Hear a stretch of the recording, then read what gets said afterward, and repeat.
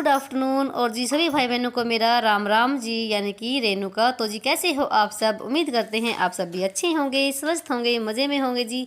और स्वागत है आप सभी का एक बार फिर से एक और नए व्लॉग में, यानी कि केशव फैमिली व्लॉग में। तो जी अभी दोपहर के 1:30 बजने वाला हो गया है और मैं यहाँ पर कर रही हूँ लंच की तैयारी। तो दोपहर के खाने में बनी है दाल, जो कि मैंने बना ली है मोठ की दाल। वो मैंने आरी में बनाई थी, रख दी थी मैंने सुबह के टाइम ही। तो दाल हमारी बन गई है, मैंने उसमें तड़का भी लगा दिया है। तो फिलहाल अभी आपको दिखाऊंगी थोड़ी देर में। तो पहले मैंने रोटी बना ली है और रोटी बनाने के बाद मैं यहाँ पर बना रही हूँ चूरमा, क्योंकि सुबह ना उन तीनों की फरमाइश थी अलग अलग। तो उसके पापा बोल के गए थे कि दाल बनानी है, जो मैंने अभी बताई है आपको, मोठ वाली दाल। और केशव बोल के गया था मम्मी मेरे लिए चूरमा बनाना है, और श्लोक बोल के गया था मम्मी मेरे लिए पंजीरी बनानी है आटे की। तो पंजीरी तो नहीं बनाऊंगी, तो मैं यहाँ पर ना चूरमा बनाने लग रही हूँ। तो रोटी मैंने तोड़ ली है और यहाँ पे मैंने एक टोकरी घी की गरम कर ली है। तो पहले थोड़ा सा घी डाल के इसको अच्छे से चूर लेंगे, ताकि रोटी नरम हो जाए और जल्दी से चूरमा बन जाए। तो रोटी मैंने चूर ली थी बिल्कुल अच्छे से, और फिर मैंने इसमें डाल दिया है बूरा, और भी इसको अच्छे से फिर से इसको मसाला लेंगे।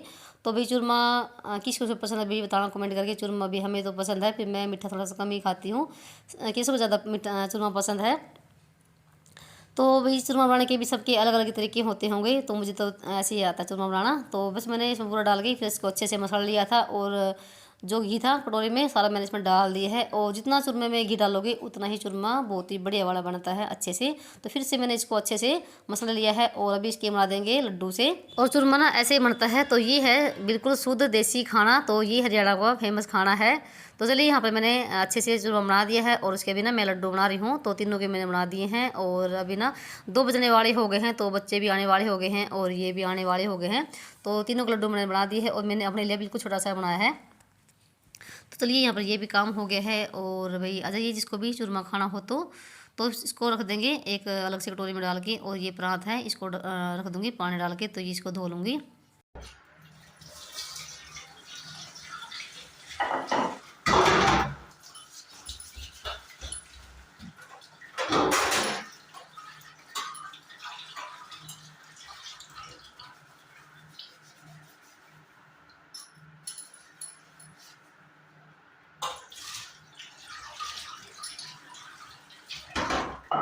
और यहाँ पर मैंने चकले को भी धो के रख दिया है, और मैंने इसको तो साथ में रोटी बनाई और धो के रख दिया, क्योंकि मेरे से ना 2 बार चकला टूट लिया है पत्थर का, और मैंने सिर्फ नई रसोई के लिए लगा रखा है।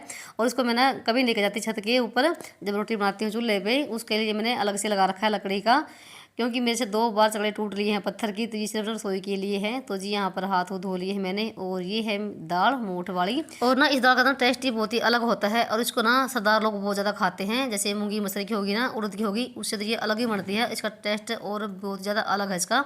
तो देखिए यहाँ पर बहुत ही बढ़िया वाली दाल है ये, और इसकी आएगी शॉर्ट वीडियो, तो मैंने इसकी रेसिपी शॉर्ट वीडियो में डाल रखी है। तो भाई आप सब उस पर खूब सारा प्यार देना।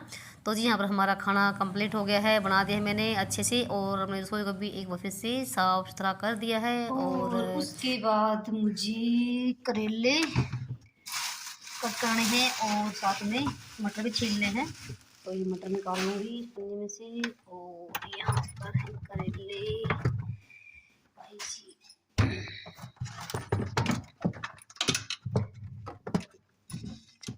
निकाल लिए हैं, और यहाँ पर कर दिया है बंद। तो ये करेले कट करके धूप में सुखा के आऊँगी।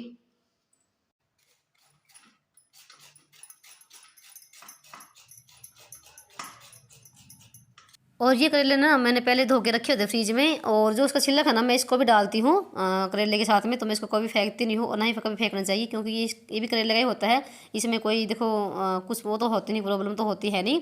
तो मैं तो उसको सब्जी के साथ डालती हूँ। और यहाँ पर आ गए थे केशव लोग भी स्कूल से, तो 2 बज गए हैं। तो मैंने इनके कपड़े निकाल रखे हैं, तो ये हाथ पैर धो के कपड़े चेंज कर लेंगे, और फिर मैं इनको दूंगी खाना। और तब तक मैं यहाँ पर ये करेले कट कर लेती हूँ। और आते ही ना इनकी हो जाती है शुरू, स्कूल की बातें बताते हैं, मम्मी ये हुआ वो हुआ। तो सबके बच्चे ऐसे ही करते होंगे, आते ही ना सच्ची भाई बहुत ज़्यादा 15-20 मिनट तो इनके साथ ना दिमाग खपाना पड़ता है। तो यहाँ पर मैंने सारे करेले कट कर लिए हैं। एक साइड में इनका छिलक है और एक साइड में करेले हैं। तो धूप ना बहुत तेज़ भाई पड़ी हुई थी, 1 मिनट भी नहीं खड़े होने का मन कर रहा था धूप में। तो मैंने यहाँ पर रख दिए हैं, तो 1-2 घंटे में इन पर धूप लग जाएगी, और फिर इनको शाम के टाइम उठा के ले जाएंगे। और यहाँ पर मैंने कर दिया है दरवाज़ा बंद मोंटी का, क्योंकि ना बहुत ज़्यादा धूल मिट्टी आती है ऊपर से, तो मैं इसका दरवाज़ा दिन में बंद कर देती हूँ और रात के समय खोल देते हैं, थोड़ी सी गर्मी सी ना आए। तो चलिए यहाँ पर इनको मैंने खाना दे दिया था और कपड़े वगैरह चेंज कर लिए हैं और स्लोकन डाल लिया है, अपना कुर्ता पजामा पहन लिया है और ये लगे हैं अपने चूरमा खाने के लिए। और अभी टाइम ना 3 बजने वाले हो गए हैं, तो उनको खाना वगैरह दिया और कपड़े वगैरह चेंज करवाए, तो काफ़ी टाइम लग जाता है इनके साथ में, 1 घंटा लगता है। और इनके बाद ना उसके बाद फिर ये भी आ गई थी, उन्होंने भी खाना वगैरह खा लिया है। और फिर मैं ना सूट लगी थी सिलने के लिए अपना, तो मेरा सूट लिया था मैंने एक बिल्कुल गर्मी का, बिल्कुल सस्ता वाला। और सूट मैंने सुबह के टाइम ही कट किया था और मैंने ना सिर्फ आधी सलवार सिली थी और बीच में ना सुई ख़राब हो गई, और मैं ना सुई का भी एक पैकेट लेकर आती हूँ इकट्ठा ही। तो सुई भी मेरी ख़त्म हो रखी थी और बिल्कुल हम जैसे सुई ख़राब हो जाती है तो बिल्कुल हम मोटे मोटे से देती है वो टापे से। तो फिर मैंने बंद कर दिया था और अभी टाइम ना 4 बजने वाले हो गए हैं और मैंने चाय बनाई है सभी के लिए। तो चाय हमारी बन गई है, तो चाय पियेंगे। और अभी जैसे 4 बजने वाले हो गए ना, तो 4 बजे से फिर से हमारे जो घर के काम होते हैं ना घरेलू, वही शुरू हो जाते हैं। जैसे सुबह के टाइम होते हैं ना, उतना ही काम शाम के टाइम फिर से शुरू हो जाते हैं।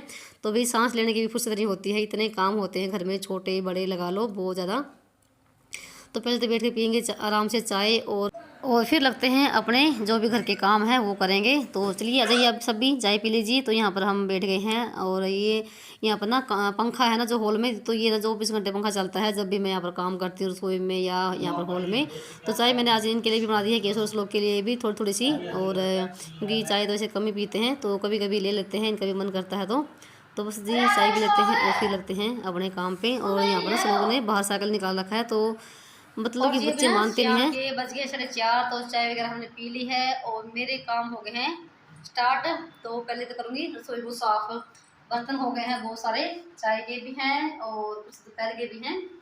और ना आजकल ना हमारे टूटी में जो पानी आ रहा है ना, बहुत ही ज़्यादा खराब आ रहा है, बिल्कुल ही खारा। बोर का पानी बिल्कुल खारा है, पहले तो आता था नहर का पानी बहुत ही अच्छा।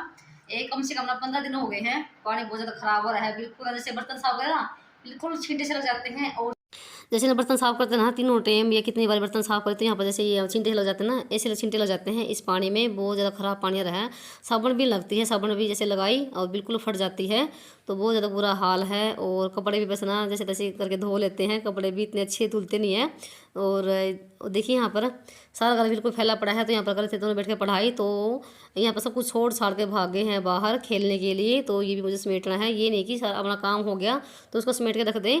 तो पहले तो मैं यहाँ पर करूँगी बर्तन साफ़। तो मैंने बर्तन सारे साफ़ कर लिए हैं, मतलब कि मांज लिए हैं, अभी धोऊंगी।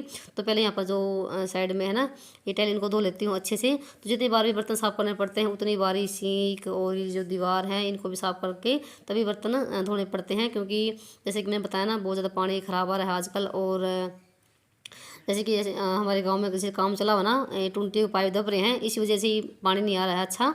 पहले नहर का पानी आता था, अब जैसे बोर का पानी आ रहा है बिल्कुल ही ख़राब। तो चलिए यहाँ पर मैंने अच्छे से को धो लिया है और फिर बर्तन को धो लेते हैं अच्छे से। तो बिल्कुल मैं इसको ना लोहे के जूने से इसको अच्छे से रगड़ के धो रही हूँ, ताकि जो छींटे से ना ये ना लगे। फिर भी छींटे लगते ही हैं, पानी कुछ ऐसा ही है।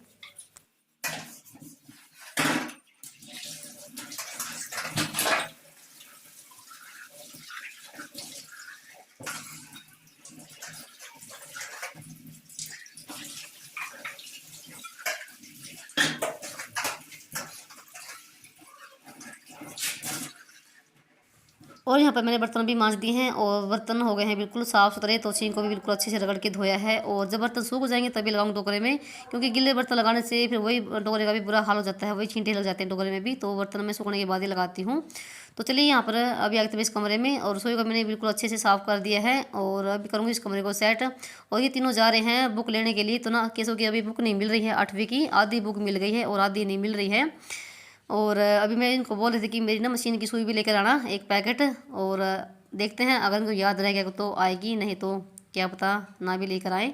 सबसे पहले तो मैंने यहाँ पर ना इनकी बुक डाल दी है इन्हीं के बैग में। और यहाँ पर ना देखो कितना सारे तो इन्होंने कागज़ काट के रखे हुए हैं। और अभी ना स्लो को थोड़ी देर पहले अपनी ड्राइंग बना रहा था। और बच्चे फिर कुछ अगर बनाते हैं तो फिर ऐसे ही फैलाते हैं। और यहाँ पर ना ये जो बॉक्स है ना इसमें रखती हूँ इनकी बुक, तो ये बनवा रखा है इनकी बुकों के लिए ही। तो बस यहाँ पर जितनी बुक ऊपर रखी हैं ये भी इसमें रख देती हूँ। और जितनी भी ना ऊपर बुक रखी थी वो भी सारी मैंने इसके अंदर रख दी हैं। और जितनी भी ना पहले पुरानी बुक थी केसर श्लोक की, वो सारी बेच दी है, क्योंकि ना उनका कोई काम था नहीं। और ना हर साल ना बुक चेंज करते हैं भाई स्कूल वाले, ये नहीं कि कोई बच्चा पुरानी बुक ले ले। तो फर्स्ट से लेके और 7th तक तो बुक चेंज होती है हर साल ही। तो बस वो सारी बेच दी हैं जो पुरानी, जितनी पुरानी थी। और यहाँ पर इनकी नई कॉपी और किताब रखी हुई है इसके अंदर।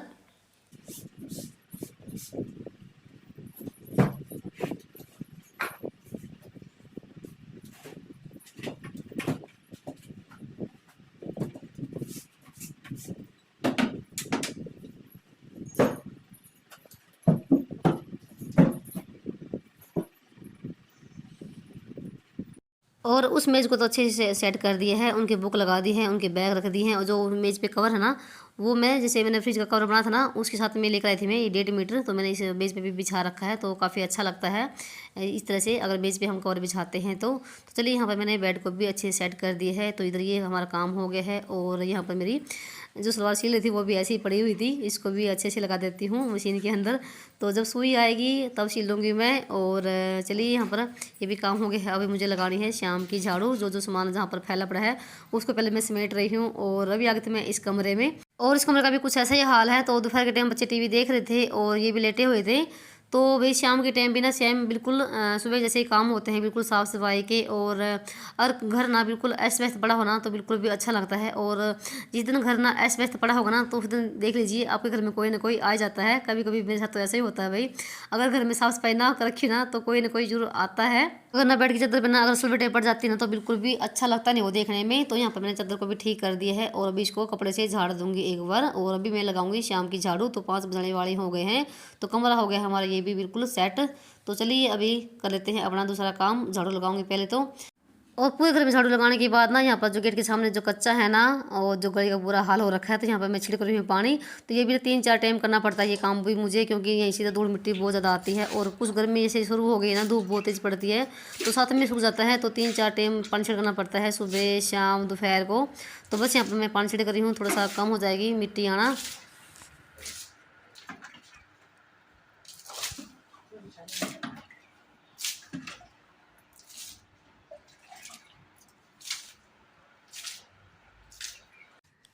और नीचे का सारा काम करने के बाद ना फिर आगे थी मैं छत पे इन पौधों में पानी डालने के लिए। और जो थोड़ा बहुत यहाँ पर काम है वो करूँगी, झाड़ू वगैरह लगाऊंगी। और इनमें भी ना पौधों में पानी भी ना दोनों टाइम डालना पड़ता है, सुबह और शाम, क्योंकि जैसे धूप ना बहुत तेज़ पड़ती है। और यहाँ पर ना 12 बजे तक धूप रहती है इन पे, 12 बजे के बाद यहाँ पर छाँव आती है।